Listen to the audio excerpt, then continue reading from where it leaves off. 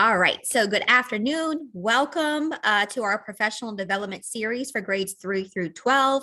We are in the second half of our double feature, which is content literacy in action, supporting literacy in all content areas. And today is session 8, direct and explicit vocabulary instruction, which is one of my personal faves. My name is Natalie Kleber, for those of you that don't know me, and I am the middle school and high school literacy PD specialist here at the Department of Education. Okay. So we have one objective today. You're going to be able to implement the direct and explicit vocabulary instruction support with students while using your high quality instructional materials. Okay, so our agenda, we're going to review the content literacy series. We're going to talk about the purpose of the support and what it looks like in action, and then some next steps and a closure.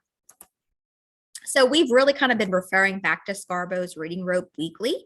And we said that literacy in grades 3 through 12 specifically really focus on this upper part of the rope right here. Background knowledge, vocabulary, language structure, verbal reasoning, and literacy knowledge. And today we're specifically focusing on that vocabulary strand. And we're saying that as students become increasingly strategic in these areas, they become skilled readers. Okay, so language comprehension is what this section is known as. And I have a lot of teachers ask me a lot of times in secondary in particular, what can I do to improve reading comprehension?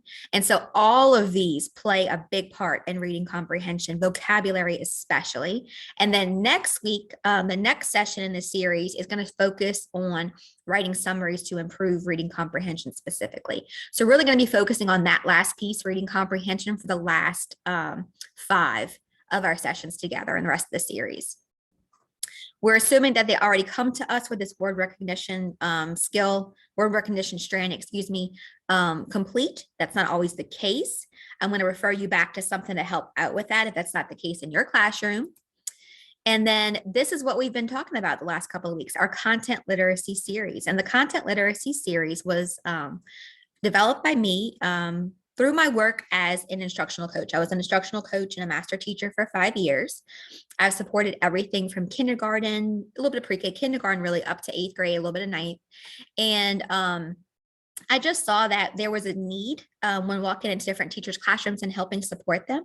Little things that I could help them do to really help the kids, the students, access our tier 1 instructional materials or our high quality instructional materials. And so this series builds proficiency within the 4 areas of literacy: reading, writing, speaking, and listening, using those high quality materials in a whole class setting. And I divided it by the different components of literacy. So our reading series is whole class read aloud, partner reading, independent reading, annotating text, direct and explicit vocab instruction, which is what we're doing today together, and reading and writing for a purpose, which is coming up. All of those top ones we've already covered in this series. And then writing, we've done creating a claim, reading and writing for a purpose is coming up. Summary writing to develop comprehension is next week. Using rubrics, using student exemplars, and writing frames is going to be the last session in the series. And then coming soon is a speaking and listening strand. It's discussion tracker, Socratic seminar, and fishbowl discussion. I want to hop out for just a second. Sarah's going to post the link for our literacy library for me in just a second. But the literacy library is structured by our 4 pillars, we call them. Literacy goals, instruction, intervention, and extensions, which is where the content literacy series lives. It's where it's housed. And our professional growth pillar is where these recordings are housed. Okay, so I want to click on that real quick because I want to just refer you back. If you've missed the first couple of sessions, or if you want to share them with somebody else, they're here in our literacy professional growth pillar at the very bottom. Okay, it's going to say grades 3 through 12 literacy PD support PD series. Sorry, guys. And the first half of the double series, I really focused on that bottom strand of the rope, which is that word recognition strand. So if your students really aren't reading or are way behind in their reading, this lift kit that we've developed, Sarah Stolman is my coworker. She developed the lift kit. This is really how to use it. It breaks apart each piece of the lift kit and it tells you how to use it. So we have the slide decks here, and then the recordings are underneath that. And the last couple of weeks, if you missed any of the content series in action, content literacy series in action, they're here. So annotating text, independent and whole class read alouds, and creating a claim are all there. And this one will be housed there too. So that's how to access any of these if you happen to miss any of them. And then we'll talk in a second too about our middle and high school PD series that's also there for you. Okay, let's jump back in. All right, so before we jump in explicitly to the vocabulary piece, I want to talk first about direct and explicit instruction. So direct instruction refers to the teacher directly providing the instruction to the students through teacher-led discussion and teacher-led actions. Okay, explicit refers to the process of delivering the instruction so that the steps and the process of the instruction are crystal clear. This includes a model, a think aloud. The steps are literally highlighted so that students know exactly how to arrive back at the answer, okay? And these two things are so important because if you have students in your class who are not proficient with any piece of literacy, if their reading skills need more support, if their writing skills need more support, if their listening and speaking skills need more support, they really need direct and explicit instruction on how to fix that. So Torgerson in 2004 described explicit instruction as instruction that does not leave anything to chance and does not make assumptions about skills and knowledge that children will acquire on their own. We're making no assumptions. We're assuming if they're here, if they're at grade level 2, and we have to get them to grade level 7, they need direct and explicit instruction on how to get there. Nothing's assumed that they've already known. Rosenshine in 1987 described explicit instruction as a systematic method of teaching with emphasis on proceeding in small steps, checking for understanding, and achieving active and successful participation by all students. These things, when we say them, kind of sound like common sense, but at the same time, we start wearing this hat, specifically in grades 6 through 12, where we feel that students should be more independent, and they should. But they should be independent with things that they learned and mastered. And so if there's a part of this that they haven't mastered yet, it's really important that they receive direct and explicit instruction before we kind of release them to be independent in that skill. I hope that makes sense. So the purpose of direct and explicit vocab instruction is to develop an understanding and application of content area vocabulary. Students need to not only understand the meaning of the vocabulary they encounter, but they also have to possess the ability to apply the meaning to vocabulary as they write about it, as they discuss it in academic conversations. And this direct and explicit vocabulary instruction also helps develop reading comprehension proficiency. It's one of those key pieces in that upper part of the rope that help with reading comprehension. So let's talk more about what this looks like. I'm just checking the chat just to make sure we don't have any questions. Sarah sent all your links there. Okay. So some pre-work. We have some pre-work that we have to do for this particular support. The first thing you have to do when you're opening up your unit is you have to preview the selected unit for terms that you anticipate students will struggle with, as well as terms that are essential for student understanding of that unit. It's also necessary to pre-read selected texts for the unit to determine essential vocabulary. So me as a teacher, when I started a new unit, before I even started teaching that unit, I would go and you're doing this, you're reading through your lessons to see what's in your lessons, but I really read my text. I annotated my text before I even taught that text. I kind of anticipated what students might struggle with. And I really looked to see what background knowledge they might need to access and what vocabulary is like essential to understanding. I don't want you to go through and say, okay, they probably don't know what this word is, and this word is. I want you to really think about it through the lens of what words are essential. If they don't know the meaning of this word, they're going to have trouble accessing the key ideas in this unit. Those are the kind of words we want to do this support with, okay? Prioritize the words by their importance to understanding the content, and only pick words, like I said, are essential to understanding. So for instance, if I was teaching a social studies unit on reconstruction obviously needs to be one of those terms. If they don't understand what reconstruction is, they're going to struggle with the whole unit.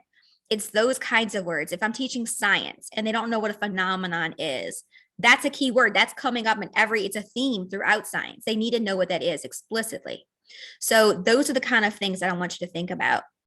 I also want to talk a little bit about tier 2 vocabulary versus tier 3 vocabulary and when this support might be particularly essential for those. Okay. So tier 2 vocabulary is defined as high frequency words for mature language users, such as coincidence, absurd, industrious, and instruction in these words can add productively to an individual's language ability.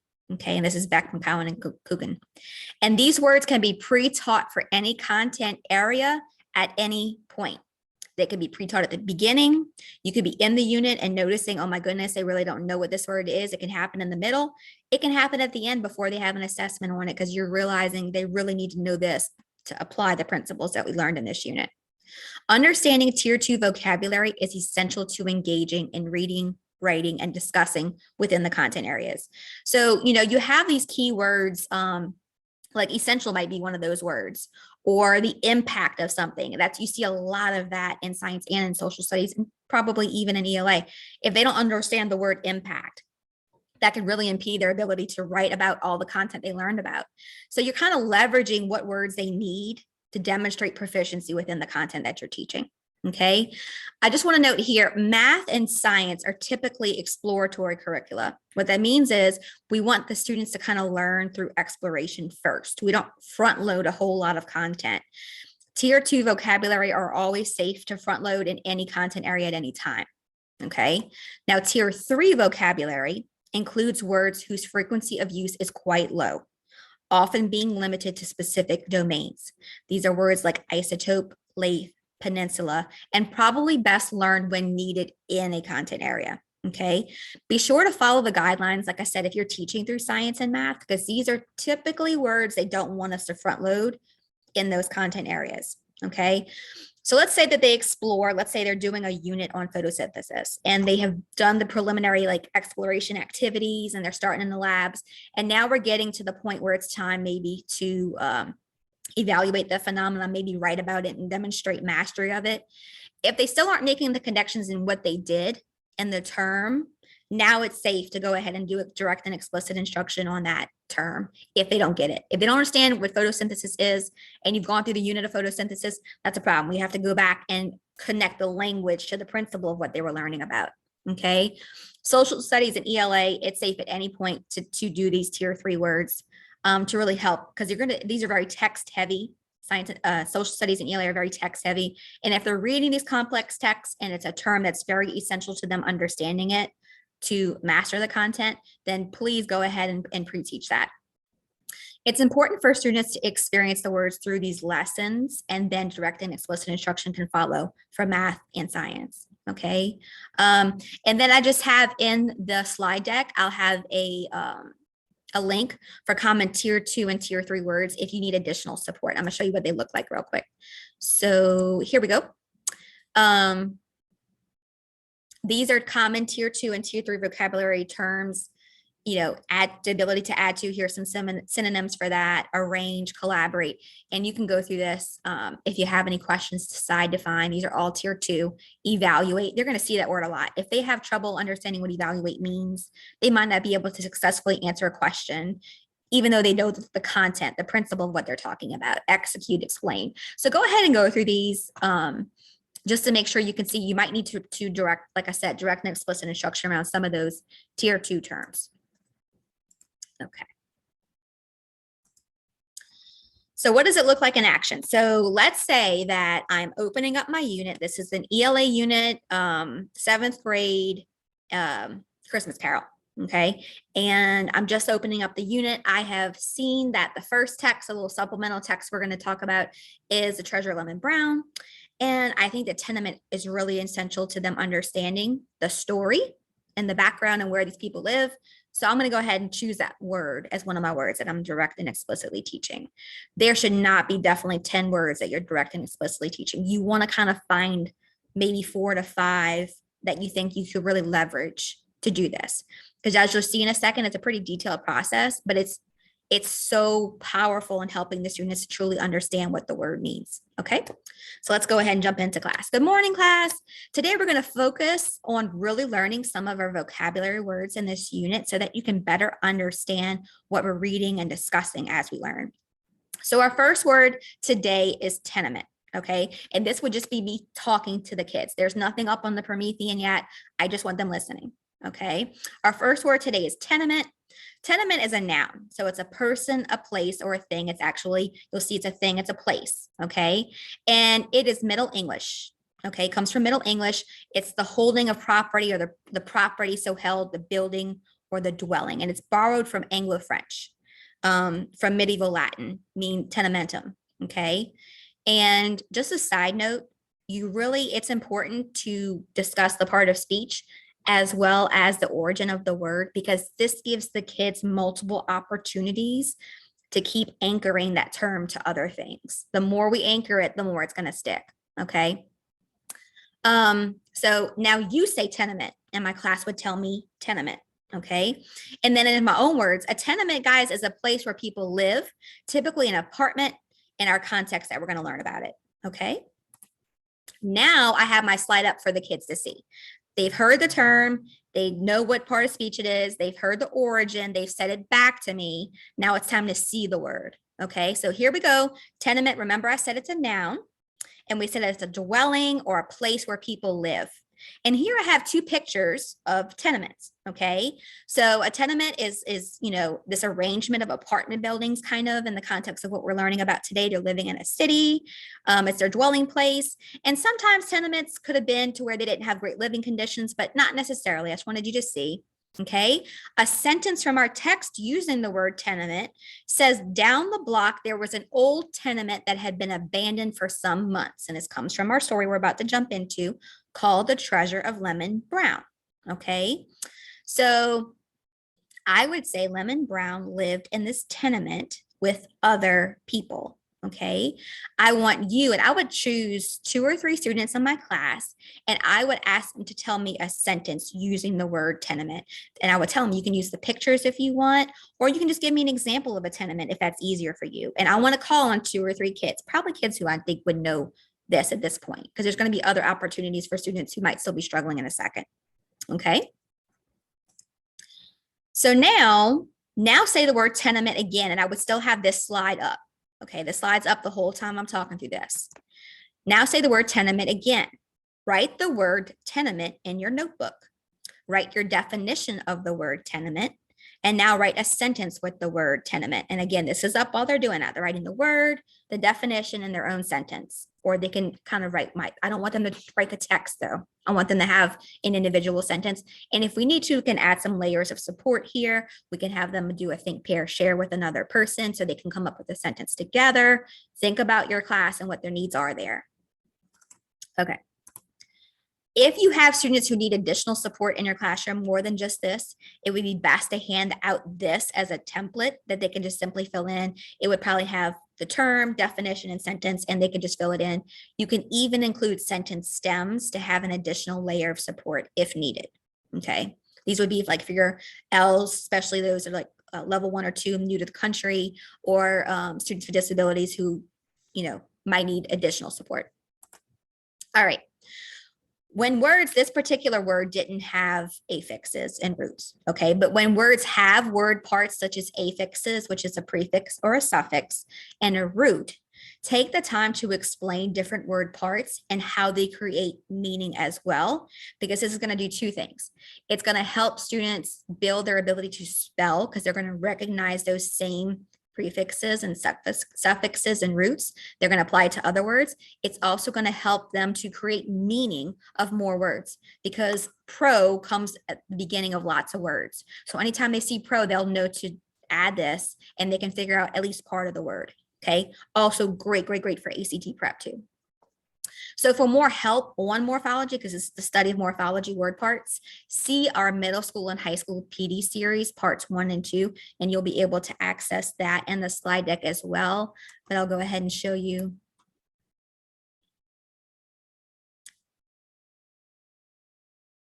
Can y'all still see that? I accidentally pulled the tab out. Okay, so here we go. It's middle school and high school PD series in our literacy professional growth, morphology parts 1 and 2. Okay, and they have some other reading comprehension stuff down there. All right, let's jump back in. Okay, so an example of this would be prohibition. If we're learning about a unit, the word prohibition is in there. I'm going to take the students through what does the prefix mean, what is the base or the root, we call it, mean, and then what does the suffix mean, and then I would create meaning together in this word, okay, for them to help them understand and apply that to other words.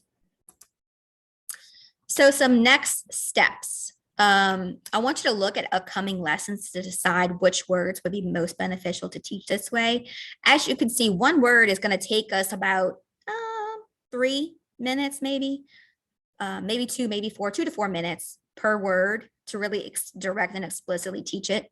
So that's why we don't want to have 10 words. We also don't want to have 10 words, period, because when we get in these different grades 3 through 12, they have multiple content area teachers that they're going to see. We don't want each teacher pulling 10 words for the kids to know.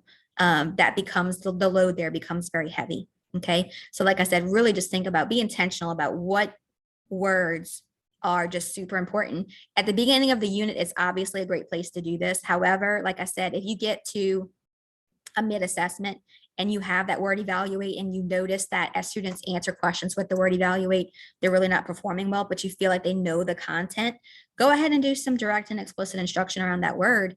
It's going to really help the students to perform better. And it's going to help them later. They need to know what evaluate means, right?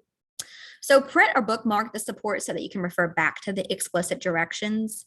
They all kind of they all have that same makeup.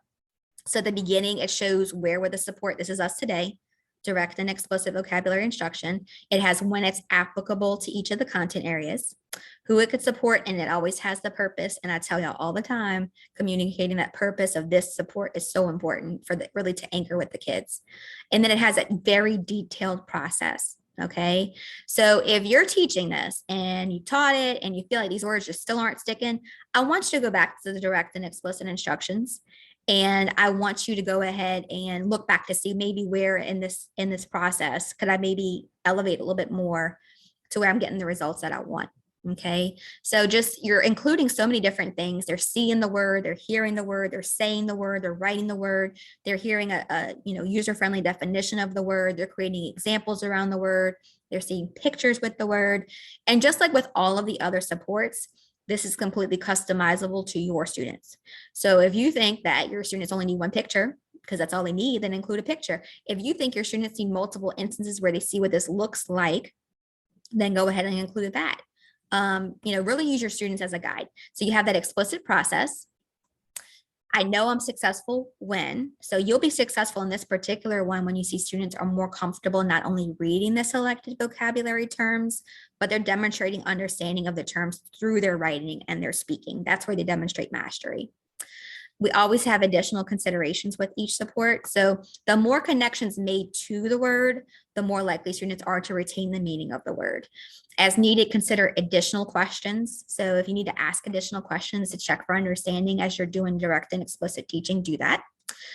You can create as many reasons or examples or non-examples or situations with the students as you need to. If you have an environment where you have a whole class lesson happening and you're pulling small groups at any point in time in the lesson, this is another great thing to provide and just do a check for understanding with the students who need more support. Maybe you ask them to write a sentence with the term that you used, or maybe you ask them to use it, an example of it in real life, something like that. Just this is really to ensure that it sticks. As students are learning English as a second language, they're progressing through a continuum of learning that language as well as your content area. Students in the initial stages may require more practice in speaking and listening before progressing to the print components, okay? So what that means is they're going to be more proficient at listening and maybe duplicating the sounds, but they're going to need more time before they can write all these different principles out. So let them progress through that. But the more exposure they have to this, the more it's going to anchor there too. Additional activities for these students could be a small group with the teachers where they practice saying the word, they practice defining it, they practice different sentences with the words, or as even as a partner activity. So these are just some different ways that you can help support the L's in your classroom with this particular support. Okay. So ask yourself after the lesson if you highlighted the intentionality required from the support. Are you noticing a difference as a result of implementation? Or are students still struggling to say the words? Or are students still struggling to use the words in context, write about it and speak about it? Direct and explicit instruction is the absolute best way to help struggling readers. Having a large breadth, so the amount of words they know, and depth, how well they know that word, heavily contributes to becoming a skilled reader. Words that are chosen for direct and explicit vocabulary instruction should be very intentional and paramount to understanding the material. The more connections we can make when teaching vocabulary, the more likely it will be that the term and the definition will stick with our students. As always, if you have any questions or comments, I would love to hear them. And you can reach us at louisianaliteracy@la.gov. I'm going to go ahead and stop recording.